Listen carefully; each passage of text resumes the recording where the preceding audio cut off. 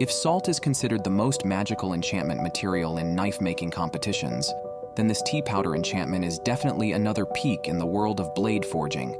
Applying it not only etches patterns more magnificent than those on a great sword, but also enhances the practical effectiveness of the blade, allowing it to cut mustard-flavored pork sashimi. More outrageously, the production team not only borrowed a drum set from a nearby concert overnight for enjoyment, but also tasked the guys to identify usable steel materials and combine them with W1 steel bars on the anvil. Using a triple-layer technique, they forged a specialty short blade with a heart-piercing mark.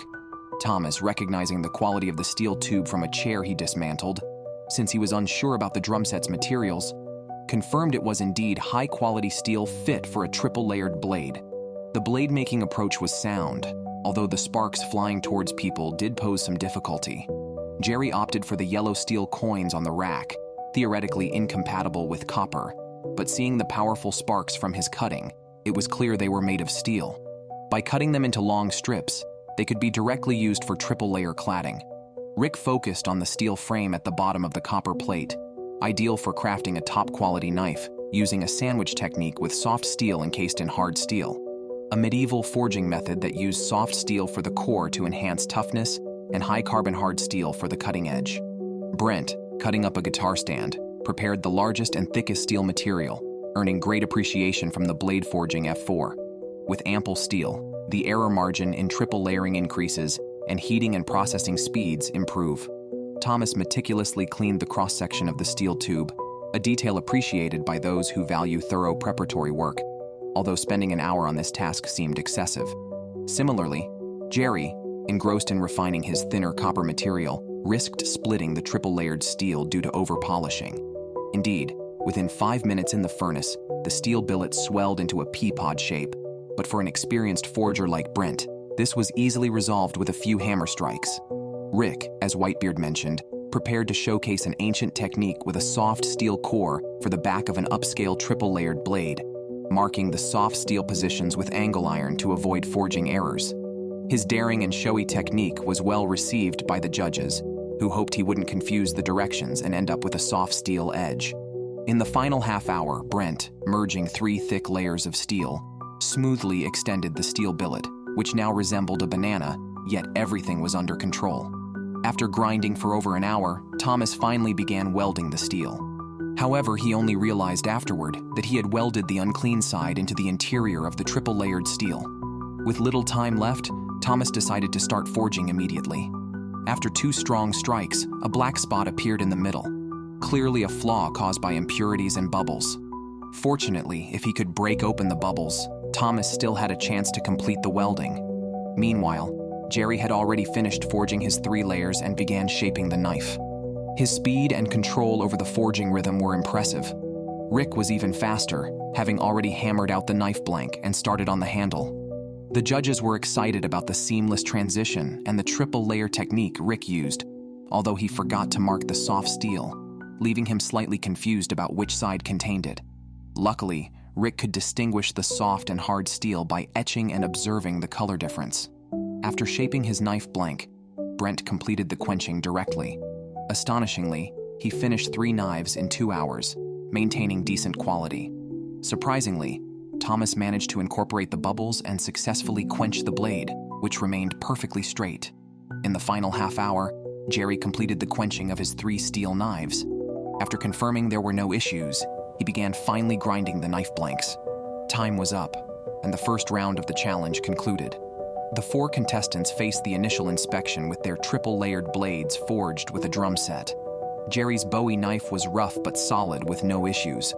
Brent's teardrop-tipped hunting knife was clean, and Doug Marcado was quite satisfied. Thomas's recurve camping knife was uniquely designed, slightly heavy but otherwise fine. Lastly, Rick's ancient technique Bowie knife impressed Whitebeard with its uniqueness, but the soft steel near the lower edge was a major flaw in knife-making competitions, leading to Rick being sent home early.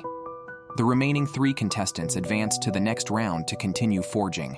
Besides adjusting flaws and assembling handles, they also had to attach necessary guards and pommels. After completion, the knives would undergo high-intensity testing by the judges. The 2-hour work session began. Thomas, after selecting handle materials, finally ground the knife blank to reduce weight. Then, after marking, he began cutting the guard slot and teasing Brent, who was absorbed in adjusting accessories and did not respond, focused solely on creating a comfortable handle that would satisfy the judges. Jerry, dedicated to fine grinding, significantly reduced the weight of his knife, earning high praise from the judges, although it was a bit excessive that he was still grinding after more than an hour. In the last 20 minutes, Jerry finally started drilling the guard, but unexpectedly, he began to feel dizzy before he finished. It seemed that the high pressure and intense exertion took a toll on him. Seeing his condition worsening, the staff immediately carried him out of the arena.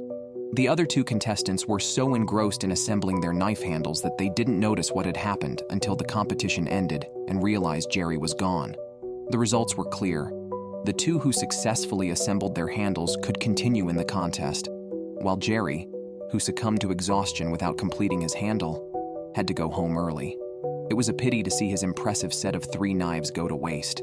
Sometimes, age catches up with us all.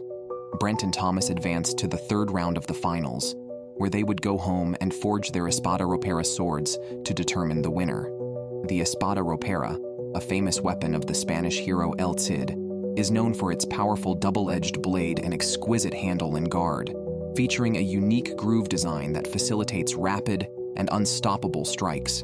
The swords had to have a blade length between 75 to 80 centimeters, include a groove, and feature a squid-shaped round tip with an open-work rising guard. They would return in 4 days to undergo the ultimate test, and the winner would be declared the champion of the competition. Thomas went home and chose a piece of tough spring steel to meet the challenge, aided by an efficient punching machine, making rapid progress. The only difficulty was the final hammering of the blade material, which was somewhat forced, so he added 2 pieces of soft steel to extend the forging. From a certain perspective, Thomas was quite inventive. Meanwhile, Brent, after completing his design, began hand-hammering the steel billet, adjusting details with a power hammer and making good progress. He completed the key quenching of the blade prototype on the same day and was very satisfied with the result. After reconsidering overnight, Thomas decided to abandon the flawed soft steel root of the blade and opted to reforge a perfect high-quality prototype. After all, missing out on the championship prize due to a small flaw would be deeply regrettable. With his well-equipped workshop, reforging was relatively easy, especially the quenching, which was highly successful. On the 3rd day, Brent began designing a complex and distinctive guard, opting to finalize it by welding, as one-piece molding was too time-consuming and labor-intensive. For the squid-shaped round tip, Brent specially used his son's squid toy, which worked without issue. On the final day, Thomas hurried to make adjustments to the sword prototype, ensuring that no imperfections remained, as a champion's weapon must be flawless. Thomas truly had some skill. Meanwhile, Brent revealed his secret weapon, honey mustard sauce. The vinegar in the mustard could etch the high-carbon steel, leaving a unique pattern. This was a first for someone to use mustard in a blade forging competition, and the resulting pattern was indeed distinctive. 4 days later, both returned to the competition with their swords. Brent's espada ropera, forged from 5160 spring steel with soft steel fittings for the guard, displayed a pattern that could rival the best. Thomas's espada ropera was also forged from 5160 spring steel.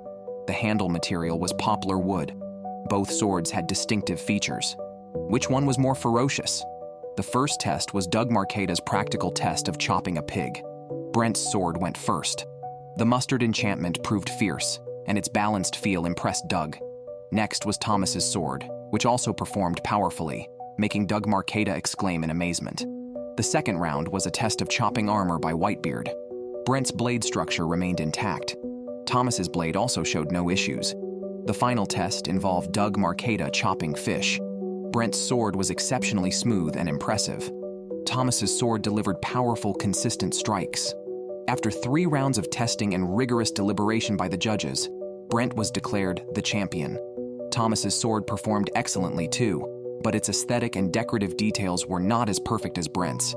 It seems the mustard enchantment really worked well. Congratulations to Brent on winning this championship with his formidable skills.